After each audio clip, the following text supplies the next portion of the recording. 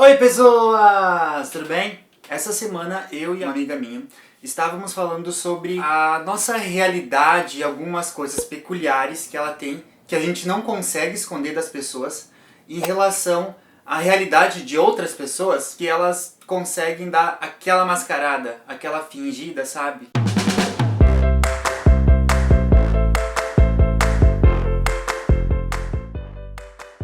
Bem, estávamos falando sobre gases. E gases são coisas que eu, você e todo mundo, todo ser... Será que todo ser produz? Todo ser que possui ossos e que é... Tá, esquece. Enfim, é uma coisa que todo mundo faz, né? Peitos.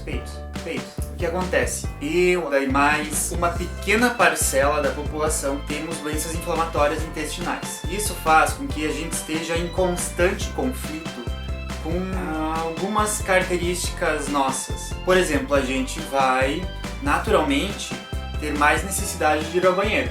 Isso faz com que quando a gente vai conhecer uma pessoa ou quando qualquer coisa, enfim, a todo momento a gente tenha que deixar meio que subentendido que quem sabe a gente vai precisar do banheiro tipo daqui a pouquinho. E isso é uma coisa que causa muita vergonha nas pessoas. Por que causa tanta vergonha falar de algo que todo mundo faz? Só porque a gente tem mais necessidade do que outras pessoas? Então, eu vim aqui dar uma notícia pra todo mundo.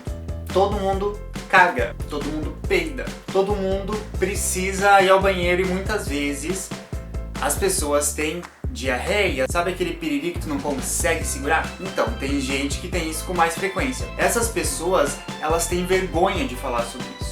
Por quê? Porque mexe com algo muito íntimo, mexe com algo que essas pessoas, eu e outras pessoas que possuem DIs, não conseguem lidar, não conseguem controlar. E se eu muitas vezes fico com vergonha, o que eu tô fazendo aqui, né?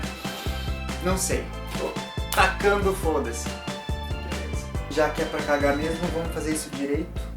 Aê, ó! A gente é bombardeado diariamente por imagens de pessoas perfeitas, com suas vidas perfeitas e o seu dia a dia perfeito. Pessoas que praticamente não cagam. Pessoas que ao invés de cagar devem sair lá do banheiro com, sei lá, uma caixa de perfume ou então alguma joia muito rara. E perante todas essas informações perfeitas das pessoas perfeitas, nós portadores de DIs nos vemos ainda muito mais em desvantagem, porque a gente é obrigado a mostrar às pessoas com quem nós estamos nos relacionando algumas de nossas piores facetas, sabe? Nossos piores medos.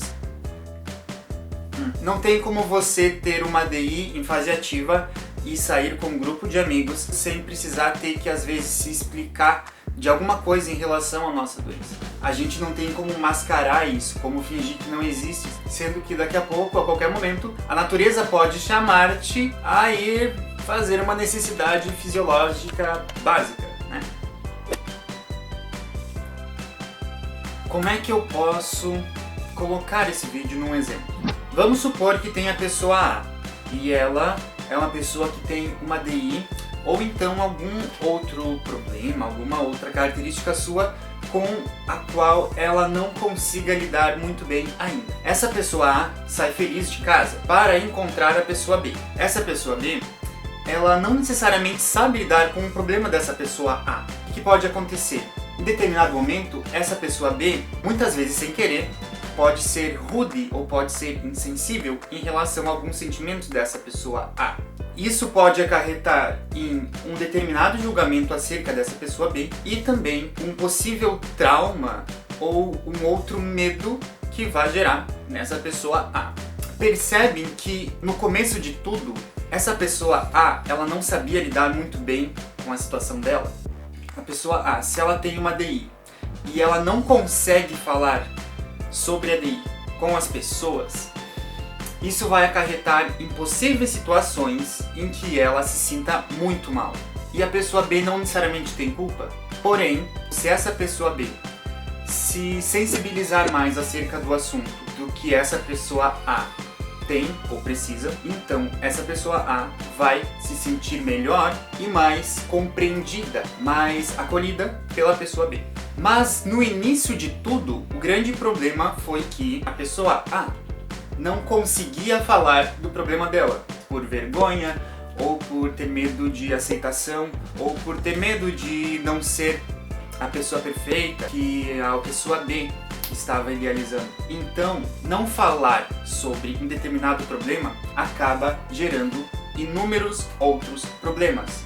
E não tomar conhecimento de alguns problemas pode fazer com que outras pessoas se sintam pior ou se sintam rejeitadas por simplesmente ter uma característica humana a qual elas não escolheram ter.